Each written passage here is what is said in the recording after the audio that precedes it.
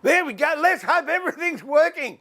Welcome everybody to a test stream on the Carbatec YouTube channel and the wonderful world of woodworking. See, that's what I got it for. I'm getting feedback from somewhere. Where's that? Whoop. Get rid of that feedback there, and I'm getting feedback out of here, which we'll just change this over. It's good to run these tests. I don't know what happened. I tried it the other day to run another test, and apparently it was a bit like a Marcel Marceau video because I was doing all this great stuff, absolutely pearls of wisdom, some really groovy ideas, no sound, and my memory shot, so I couldn't remember what I was talking about. But anyway, it appears things are working. Oh, there you go. G'day, Tony Forbes is in the house and he's excited. There you go. Mate, you make a good cup of coffee too, just quietly. All right, so if I have sound, I have everything else. So let me just see if I can comment down here.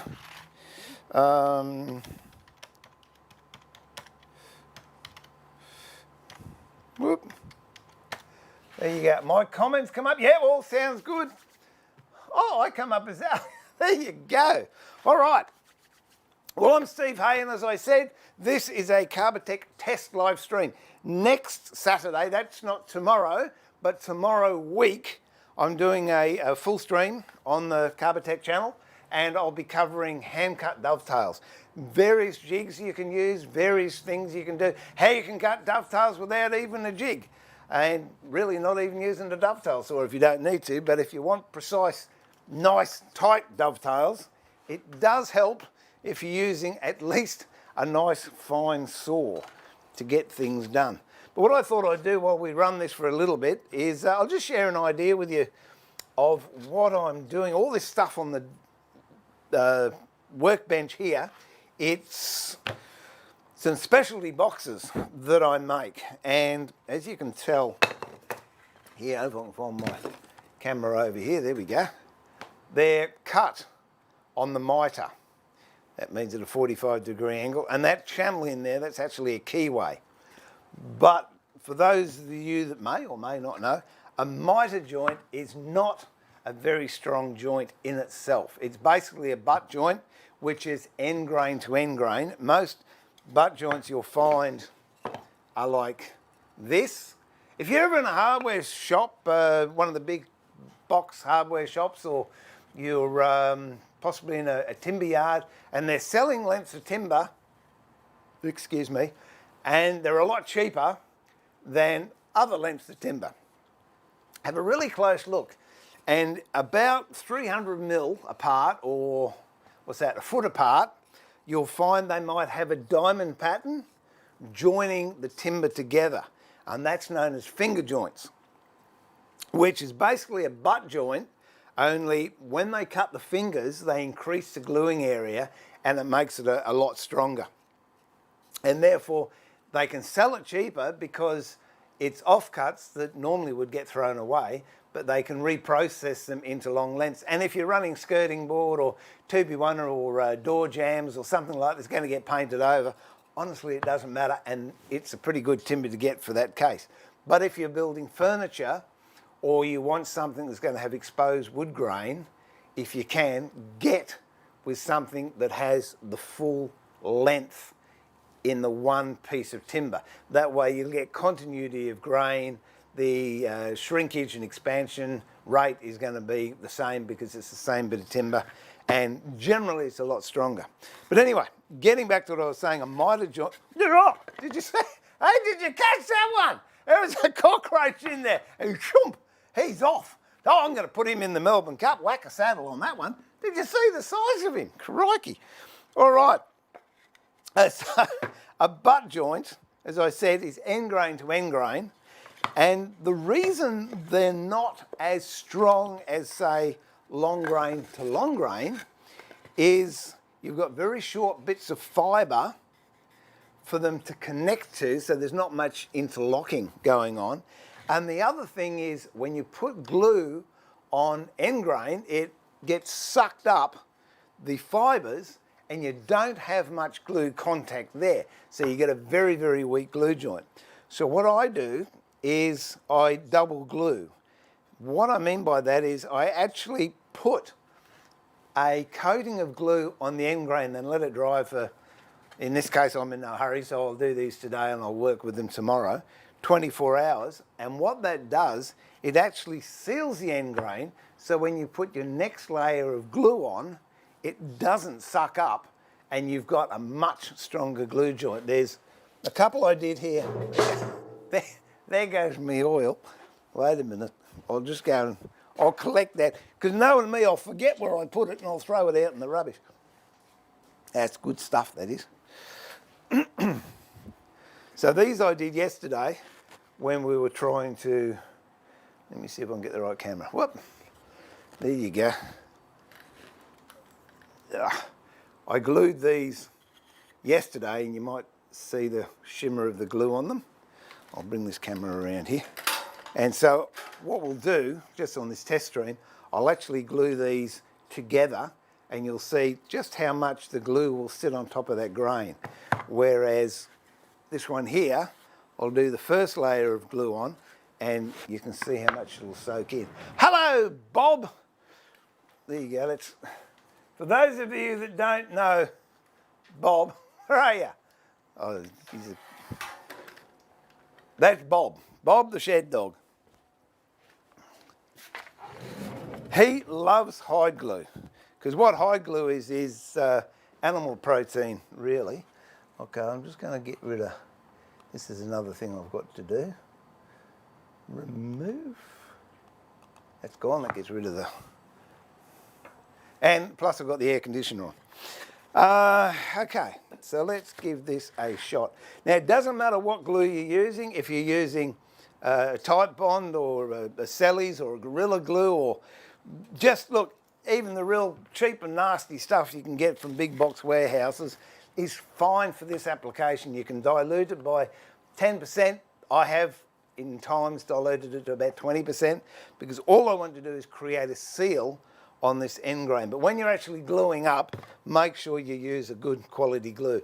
In this case, these are going to be outside, so that's the glue I use, because it's a waterproof glue. Not full submersion glue under the waterline in boats, but if it's raining or something like that, that glue's good. The glue I'm going to use, now I'm bringing over, this is, that's just gone off. Oh, let me just bring this over here. Sorry if you get motion sickness. There you go. It's an old-fashioned glue pot, and that's hide glue in there, animal glue, which basically is in pearl form, like this. And what I do is then soak it until it goes like a gelatinous sort of consistency. I don't know if I've got any here or I've used it all. No. And then I just put it in water and heat it up. I can do better than that, there you go. And heat it up and it goes runny. Ideally for me, I like hide glue to be at about 70%. 70, 70 degrees. I couldn't tell you what that one is, but I'm pretty sure it's close to 70 degrees. Let's have a, okay. Well, anyway, that's off the boil now. Anywhere from 50 to 70 degrees, and that's coming down at, if I can get it in there. Yeah, that's 50, so that's fine. 50 to 70 is good.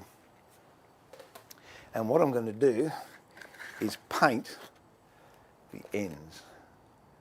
You can see, I've got to work this out too. There we go, look at that. Let me just get a bit of paper down there so I don't drip it all over my bench.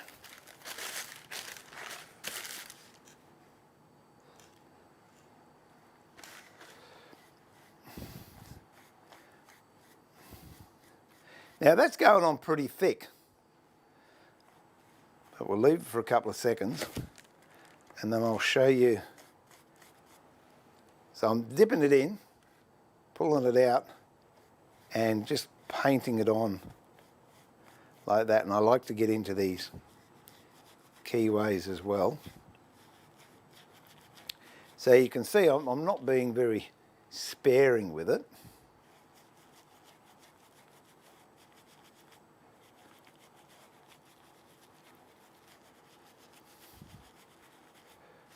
Brush that off and do the other end. Whoops. Actually, I think I've done the other end. There you go. I did the other end yesterday. So you can see how much I've put on there, but this is actually how much remains, and I'm not sure if you can see, but there is contours of the grain still, and the glue has actually gone down in between those growth rings.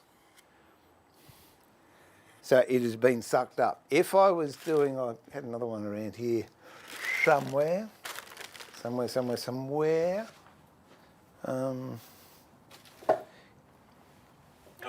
wait a minute. Whoops. Is that it? There we go. All right. No, that wasn't it either. I don't know where it is. Oh, no, here it is, down here on the floor. Okay, now this one I used, what's that stuff? Titebond 3 on, purely because of the application, but you see how much it's sunk in. To give you an indication, I know for some people this is real basic stuff, but it really doesn't hurt going over the basics. So I'm putting that amount of glue on there, and I'm going to rub that in with my finger. If you don't like the feel of glue on your fingers, get some rubber gloves or something or other. For me, I've been doing it this long, it doesn't worry me. And it always goes under the bench. If I put the camera under the bench, you'd see how much gunk was there. All right, now you can see how much I've put on there, and even up in this corner now, you can see where the colour of the timber's coming through. Actually, as we speak, I'm looking at the monitor. What that is those tuberous fibres in the timber are actually drawing in the moisture from the glue, and you can really see it there in that shot. Now this one I glued yesterday, and it's already had that coat that I just gave it. So I'll put another layer on it.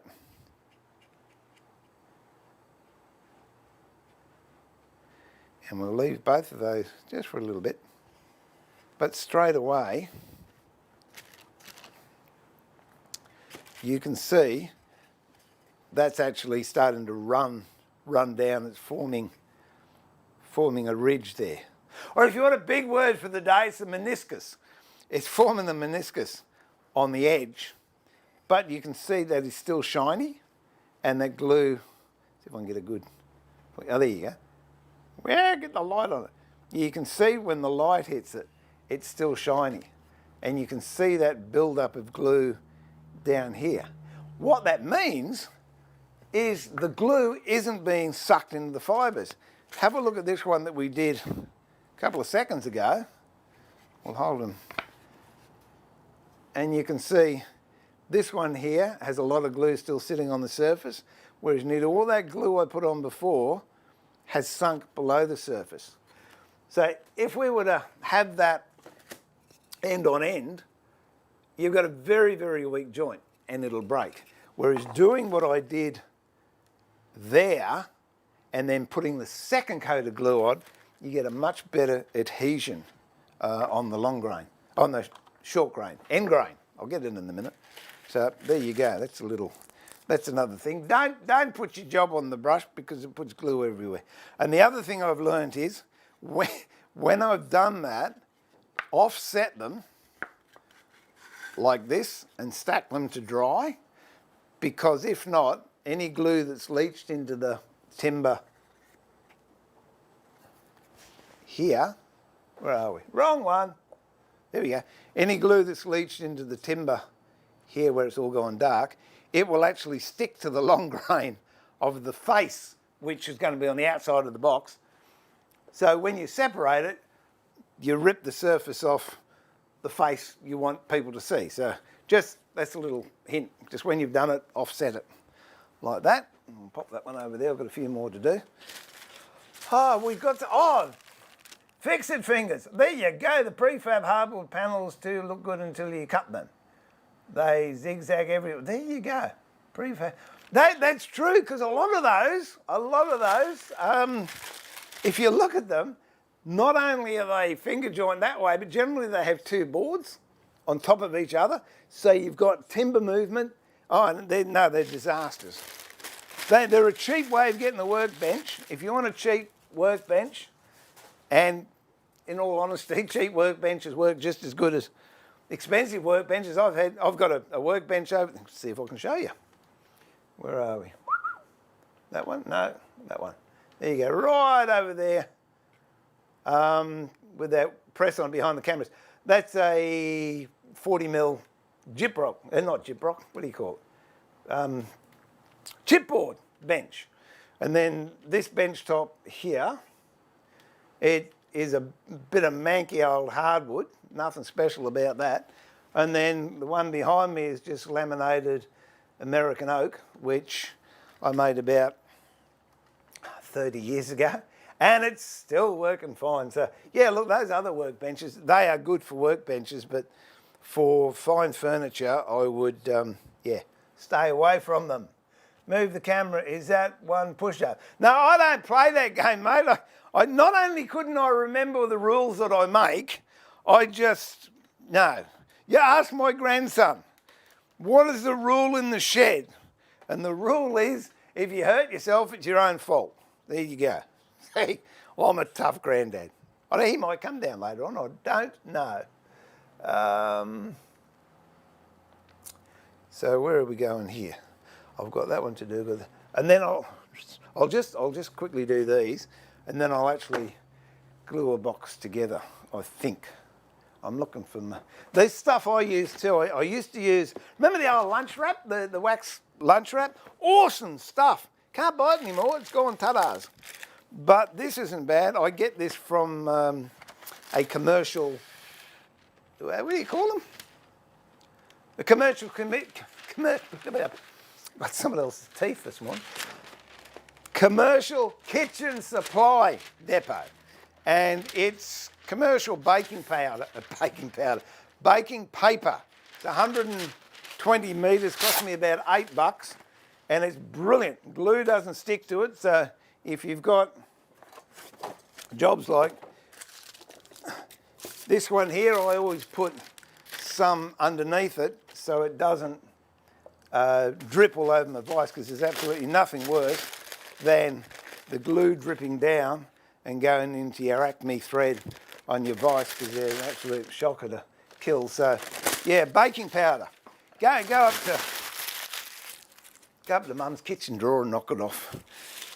It's true. She comes down here, you need baking powder? Fair income. But it's good stuff, and nothing sticks to it. The other side of the coin is, unfortunately, because nothing sticks to it, I use it on the calls when I'm doing veneering, and I put it in a veneer press, but it's very hard to hold in place because masking tape won't stick to it, duct tape doesn't stick to it, sticky tape doesn't stick to it. But there you go. You just got to live with these compromises. That's life, isn't it? Compromises. Here we go. So if you're watching live and you'd like to know any topics, or you'd like to suggest a topic, or there's something you'd like to know about woodworking, you might be having trouble setting a tool or sharpening something, or you want to know a good way to cut a joint, or how to set a bandsaw up, anything like that, give the good people at Carbatec an email, or leave a message in the comments, and I can't guarantee it, but we'll do our best. What we're going to be doing too is standalone videos, which will be a little bit more concise, precise, and on point with subjects. But with streams, for me, they're a lot of fun because I have a roadway I want to travel, but it's not set in concrete. So if someone else comes along and says, oh, I want to know how to do this, fine, I'll stop what I'm doing and we'll examine something else. We'll go down the pathway, whatever. It's your show. I don't care.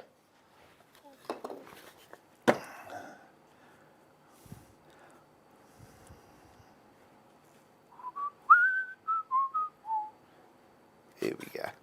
Nearly finished. Ali!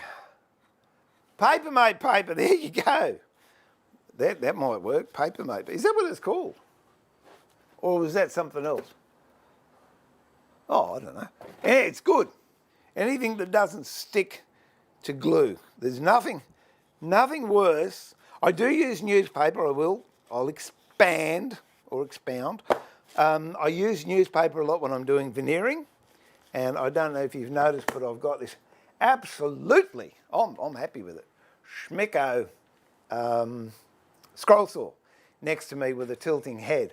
And what I will be doing down the track, I've got a commission to do some inlaid marquetry, and it's pretty complex, and it's in ebony, which is a very hard timber, dense timber.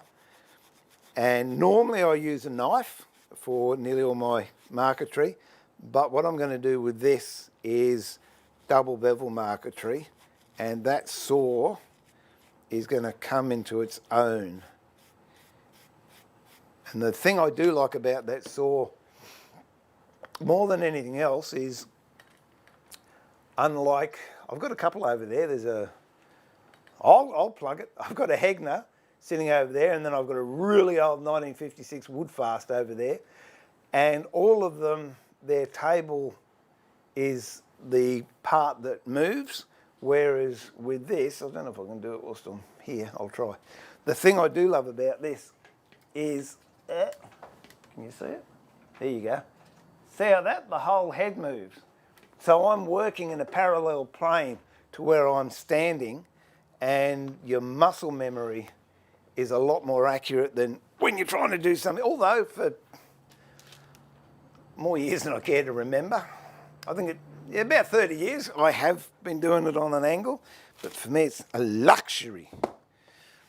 It's like having a sheepskin seat cover on your car when your seats are vinyl and all ripped. It's just that added little bonus. But we'll do that, that'll be coming on later on down the track. So not just woodwork, I mean, if you want to know about machinery, you want to know, I'm definitely not a master carver, but I can do some 3D carving or relief carving.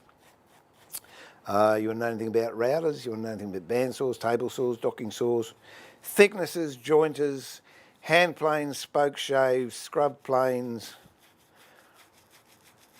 Stanley 45s, shooting boards, guillotines, veneer work, cabinet work, drawers, doors, finishes. Let us know and we'll see what we can do. Oh. All right, have I done that? I think I'm in front. What a bonus. I'll just do one of these.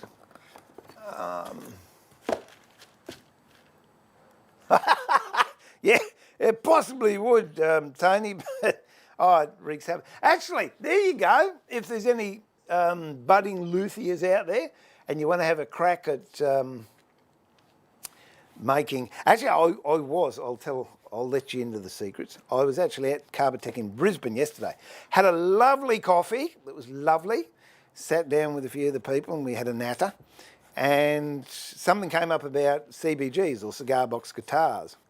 And in the new year, there's every possibility we could run a workshop doing cigar box guitars, and I might even do a video on it. But getting back to my original statement before I digress a lot. is if you've got an old guitar that you're doing up and the nut's worn because, you know, you've had it for so long, and the nut, by the way, is, have I got a, I might have a violin down here. I don't think I've got a guitar. Oh, hang on, I might have a guitar here too. Let me have a look, see. That one. I have the violin out because my wife comes down here and keeps telling me sad stories, so I let her play the violin. That's just before she hits me. No, I know they're in another shed, but perhaps I don't have. I've got one there, but it doesn't have a nut in it, so that's not going to help with this explanation. But anyway, the nut is at the top of your fingerboard where your frets are. If you're not running a 0 fret, which is an extra, oh, here we go, look at that. Here's a bush banjo. These are fun. These are fun. You've got to get into making these. But this has got a 0 fret, so I don't need a nut. But normally on a guitar, there's a white piece in here that bend your strings over. Now the white piece used to be made out of bone, but now they use composites and what have you. But if you got a guitar and the strings are bitten into that nut and it's not, you're getting a buzz because it's not cancelling the note cleanly enough when it goes into the machine stock, then you get a mixture of baking powder and super glue and put it in there and it's like concrete. Just wait until it sets, then rub it back with a file or a nice piece of wet and dry carborundum, and it will repair your nut. So there you go. If you've got any bits of bone missing, not you personally, I mean physiologically, in, say, an old knife, you know, remember the knives of the 20s and 30s, even up to 50s, I think, they had bone handles, and if you got one with a nick out of it, baking soda and super glue, you might have to put a couple of things in there to change the colour, but it will repair it. These are, if you ever get into antique restoration, you'll find a lot of escutcheons, and the escutcheon is the piece that goes, the keyhole goes into, or there's a keyhole, and the bit around it is actually called the escutcheon. A lot of them are brass, but they used to be ivory, and they also used to be bone. So if you had, you know, some there that were broken, that baking soda and super glue will work a treat. I can't believe it, I'm actually getting some work done. Look at that, it's Friday and I'm working. There we go. This one will do me, and then I'll glue one together. Oh, hang on, can't. Can I? No, I can't, because I haven't got all the keys made yet. But I will show you, I'll show you a very quick way, little quick tip if you're making a box. The hardest thing for a lot of people, in my experience when I've taught box making, and I love box making, is getting the box to hold together. And you can see, there, I'll just give you an idea of what I'm talking about getting sucked in. I've just put that glue on there, and we did the other side while I was talking, and if you can see, it's all been sucked into the grain. I'll just do those keyways again.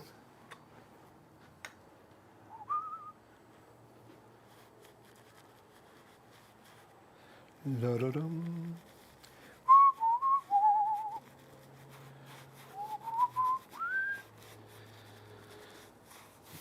The other reason I use high glue is it works out, well, I don't know if it's cheaper if you buy it in small quantities, but I buy it in bulk. And traditionally it's the go-to glue from the bygone era. And maybe I'm a dinosaur, I don't know. The thing I do like, the number one quality of high glue, which I find most appealing, is if you make a mistake, all you got to do is put a bit of heat on it and you can pull it apart. Whereas a lot of the glues nowadays, once you've glued it, the boast is the wood will break before the joint does. And unfortunately it has led to sloppy woodworking and loose fitting joints because it doesn't matter if it doesn't fit because the glue will hold it together. And that's fine if you're happy with that. But if you want to get a little bit precise with your woodwork, try and get the joints to fit well. Let's see. Novice woodworker here. I am in the process of building a lamp for my missus. It's got some miter joints, so I'm in two minds if a miter saw would be better or a table saw. Look, it depends, Ali. If your table saw's got a swinging arbor on it, in all honesty, I use a table saw. All these have been cut on the table saw. Reason being, if I use my docking saw with an angle, it can be out because the docking saw, you've got an arm swinging that way, plus you've got a plate that swivels that way. And all you have to do is get this stuff's pretty good because it's Western red cedar, but if you're using something with a bit more guts to it, a bit more oomph, all you need is a catch, and that can knock your table out just minutely. It doesn't matter, just a little bit, and that'll put all your joints out. Because remember, if you're out 1 degree here and 1 degree here, when you put it together, you're out 2 degrees. So it's a compounding error. Whereas a table saw, you've got a flat plane that you're actually doing your cuts on. Make sure that your saw is set. I use, if I can find one, there you go. Look, there's all sorts of things you can do. You can use if I've got one here, where's it gone? There you go. Oh, you can use a right angle. Don't hit the keyboard, stupid. You can use a right angle and put that on your table and make sure your saw is lined up.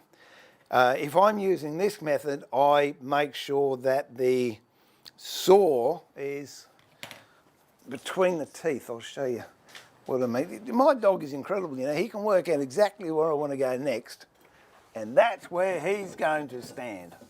Good on you, mate. You stay there. You've been rolling in something dead. He's all...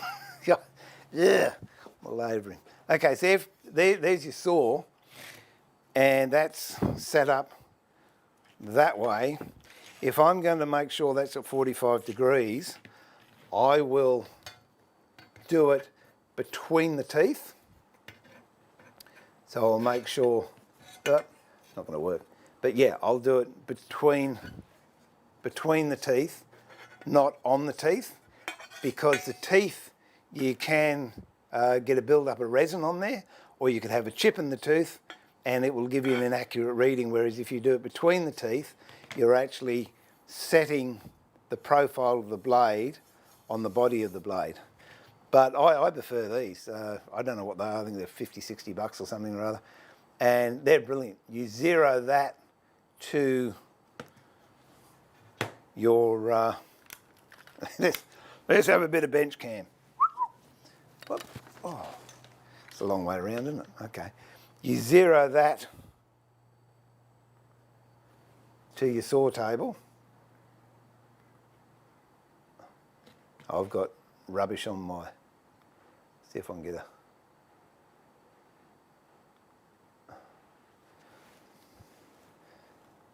There we go. Okay, you zero that, and then it's magnetic.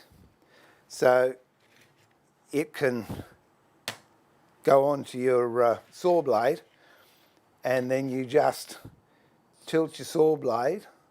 Let's see if we can get a better shot of that. Yeah, you just tilt your saw blade until you get the reading that you want of 45 degrees.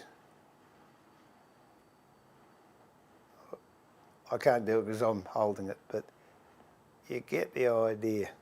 And that's far more accurate than using the method with a set square. But if you've got nothing else, set square works, combination square works. if you've got a 90-degree square with a 45-degree shoulder on it, that'll work. Or if you've got a sliding bevel, that'll work. Makes no, never mind. Wayne, g'day. Hope you and oh mate, I tell you what, no, the trial bride's good, but that's a bit wrong, isn't it? Eh? She's older than I am. She is, only by a year. So just as if I had my birthday, she gives me absolute heaps for a few weeks, and then tells me I'm the same age as she is. But it's not.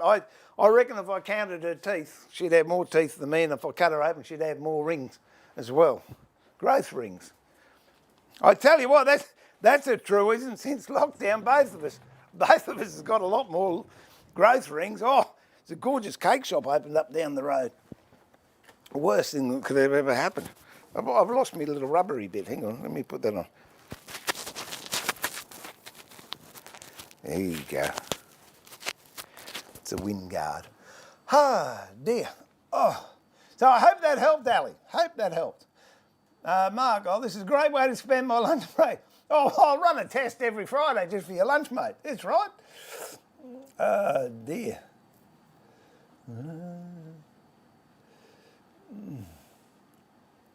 Any recommendations on a miter gauge? The one that came with my door contractor store is not good. Well, I hope I answered that with setting up, how to set it up. Here's another way. Oh, you can do it. This is what they call a sliding, whoops, there we go, sliding bevel, and they come in all different shapes and sizes. And you set that to a known 45 degrees, and then you have that, where are we? That on your table, and you slide that so your saw blade comes up to there. But again, make sure that the blade is between the teeth, and that'll give you a much more accurate reading. And when you're setting it, this is something I still have to remind myself. When you're setting the distance, if you're using a fence on a table saw, and you're setting the width of cut, in other words, how long you want this, always run it on the outside of the teeth. Don't just go by what your fence gauge says on your slidey uppy downy bit, because that can be out. I use dado saw for when I'm doing these trenches and what have you in there. And I had a fatal mistake the other day. I was sort of half asleep, which isn't uncommon for me. And I cut it to, I think I had to do a cut at 100, it doesn't matter, 240 mil. So anyway, I moved the fence to 240 mil, ran through a length of timber, about $10 worth of timber, and then realised I had a 25 mil dado blade in there. So instead of putting it where I wanted it, I was 20 mil out. So there you go. Lesson learned.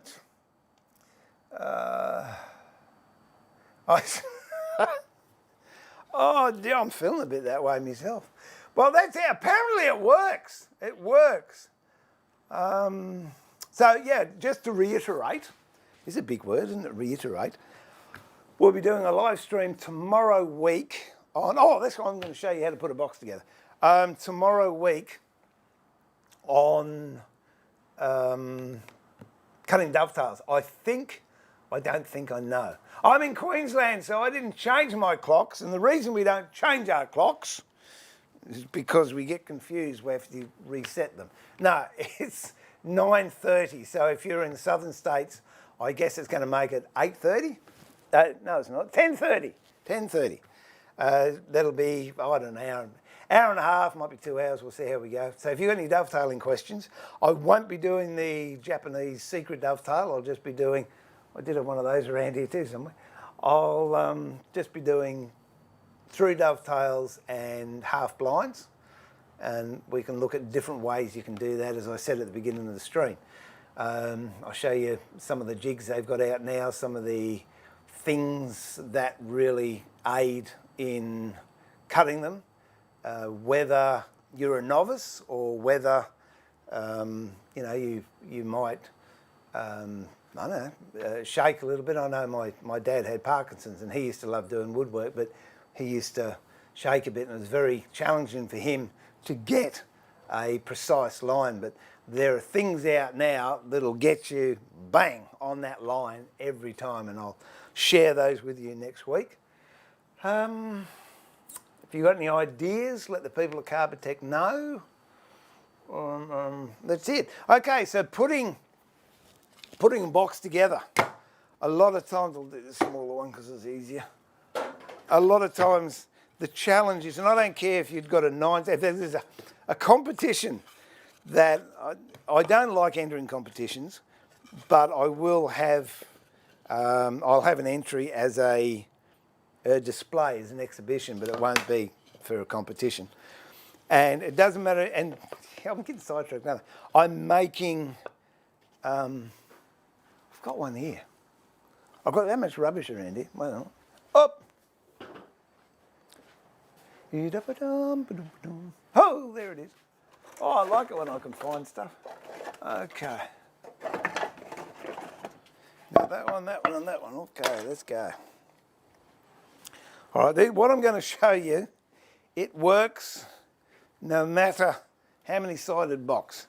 Whether you've got a 3-sided, a 4-sided, a 6-sided, an 8-sided, or even a 7-sided. So I do that and everyone goes, that's 6. You count again. It's 1, 2, 3, 4, 5, 6, 7. How did you do that? We might cover that one later on. And nothing blows people's minds more than a 7-sided box on a 9-sided stand. So there's all sorts of clamps you can get. You can, if you want to persevere, you can use F clamps, and you do this end. That one's the wrong side, but anyway, you do this end, and then you hold these together, then you do that end, and then it runs the risk of breaking away at the corner, so then you've got to put a clamp on this end. And then there's another clamp I've seen that works very well that's got steel banding. I think it's called a banding clamp. And you put it on there and you screw the handle and it pulls it all in together. There's another one I use, which is over there, called a Nobex, which is a bit of string and plastic that works very well. But the best one I've ever used, a rubber band. It is so simple. I'll do an 8-sided or 6-sided later, because I haven't got one in pieces, or else I'll do one for you. But all you've got to do with the rubber band is this. And it is so simple. There's 2 ways you can do it. There you go. I'll put my ugly mug in the corner. The first one is, now this takes a bit of practice to do what I'm doing, but it can be done. You stretch it over, and then you walk it. So I'm walking that back, but I've got my fingers on the corners here. There you go. Once you've got one on, that's it. You glue that is even pressure all the way around, and it will give you a perfect joint on all your corners, providing they're clean. The other thing is, if you've got one and you can't do it the way I just did it then, because you might have small hands or the box is too big, here is another way. Okay. Here we go. You have them together like that. Put your rubber band around there like that. You've got it all glued up, and then you just slide them out. There's that one there.